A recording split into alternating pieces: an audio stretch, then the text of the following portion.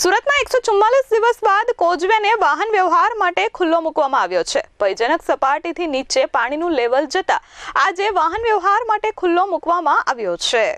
સુરતમાં કતારગામ અને રાંદેર ગામ તળને જોડતા વિયરકમ કોઝવે છેલ્લા 4 મહિનાથી બંધ હોય વાહન ચાલકોની અવરજવર અસરગ્રસ્ત થઈ હતી, જેમાં હવે કોઝવેની સપાટી ભયજનક એટલે કે 6 મીટરથી નીચે ઉતરી 5.56 મીટરે પહોંચી છે। ત્યારે આજે કોઝવે વાહન વ્યવહાર માટે ખુલ્લો મૂકવામાં આવ્યો છે। જોકે 31 કરોડના ખર્ચે બનેલા આ મહત્વપૂર્ણ કોઝવે પર ભૂતકાળમાં 14 કરોડનું સમારકામ કરવા છતાં તેની માળખાકીય સ્થિતિ સતત કથળી રહી છે। છેલ્લા 144 દિવસથી બંધ કોઝવેને આજે ખુલ્લો મૂકવામાં આવ્યો છે। સિઝનમાં હમણાં સુધી જૂન મહિનામાં 8 દિવસ, જુલાઈમાં 31 દિવસ, ઓગસ્ટમાં 25 દિવસ, સપ્ટેમ્બરમાં 30 દિવસ અને ઓક્ટોબરમાં 31 દિવસ અને હાલમાં નવેમ્બરમાં 20 દિવસ કોઝવે બંધ રહ્યો હતો।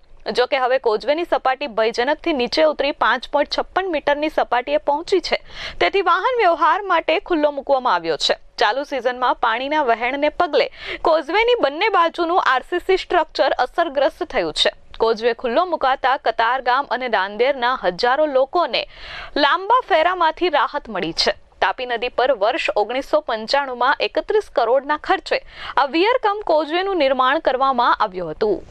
Bureau report S24 news, Surat.